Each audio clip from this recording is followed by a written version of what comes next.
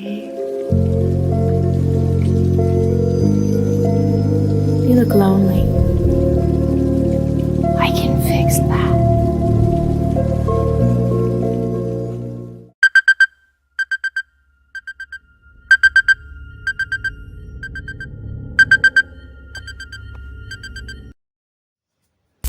A man wakes up before sunrise, goes to work, spends the whole day running like a machine, and returns home completely exhausted.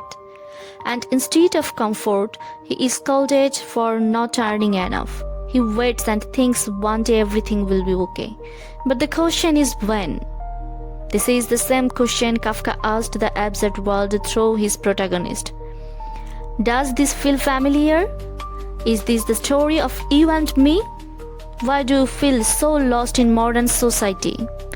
And how did Franz Kafka write about all of this more than 100 years ago?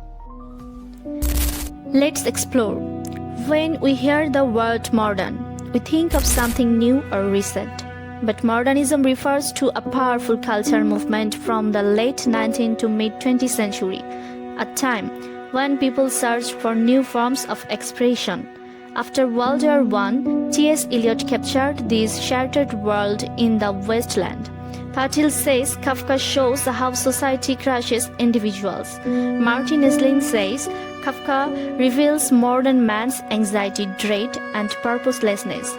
At the same time, Franz Kafka wrote stories filled with alienation, dehumanization, existential crisis, and absurdity. And it's true. Kafka's characters are powerless against society, the system, the family, even the law. Isn't it the reflection of us?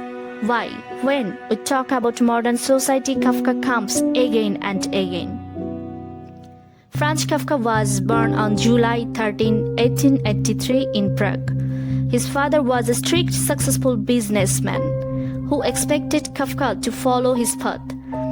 Kafka never had the courage to oppose him directly, so he poured his pain and frustration into his writings.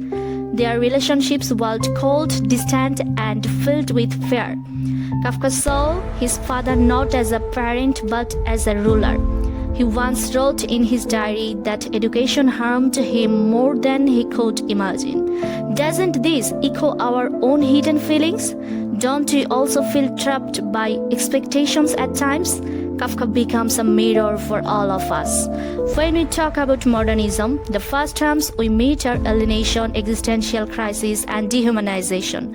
Kafka's The Metamorphosis, The Trial, The Castle, and The Judgment all show this.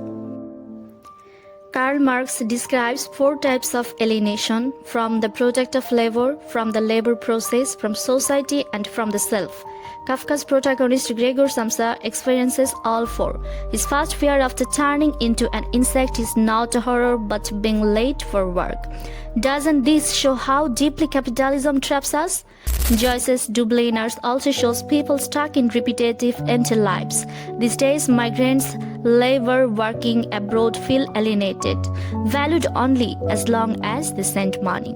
An idea connected to Bentham's utilitarianism.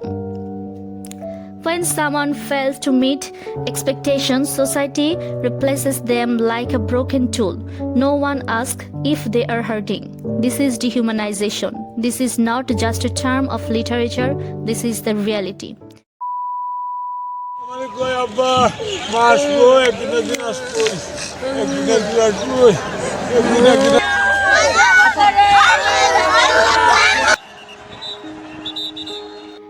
Rana Plaza tragedy, workers were forced to enter a cracked, unsafe building because their lives were valued less than the profit they produced.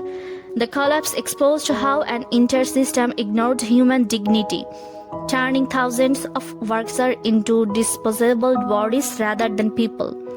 Kafka's protagonist Gregor becomes the boss's creature, not a human but an insect. Kafka even writes that Gregor had never been sick before, treating him like a machine that suddenly stopped working.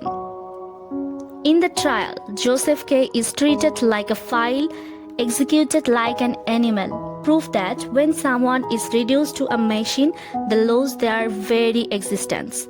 shared ideas that existence precedes essence, appears in the judgment where Judge Benjamin wants freedom but is crushed by responsibility and ends in despair.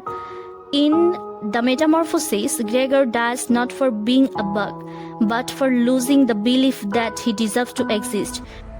The feeling of the Kafkaesque, this same uncertainty appears in Podda Nodir Majhi, where Kuber is trapped by poverty and power, and in Lal Shalu, where Mojid's control pushes Jamila to expect death as her only escape.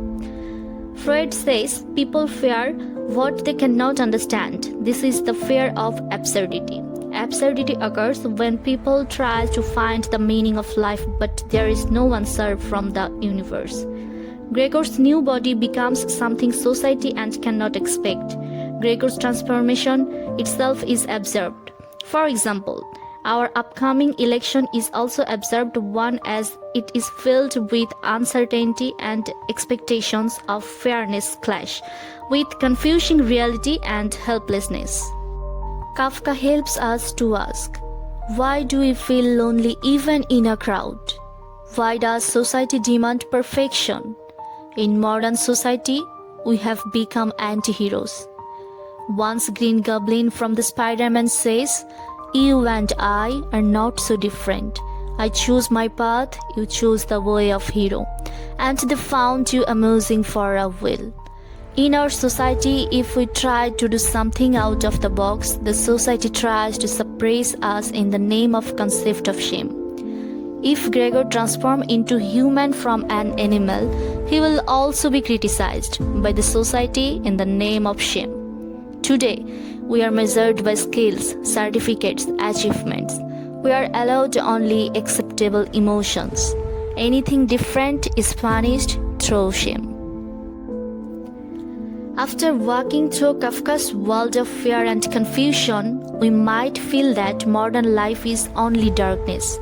But this very darkness helps us notice the light more clearly. Modernism reminds us that even when the world refuses to give answers, we can still create our own meaning through small acts of kindness, honest connections, and personal dreams.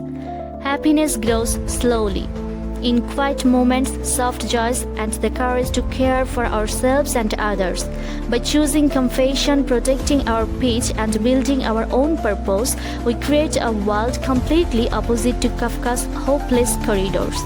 And in doing so, we prove that even in uncertainty, life can still be warm, meaningful, and beautifully our own.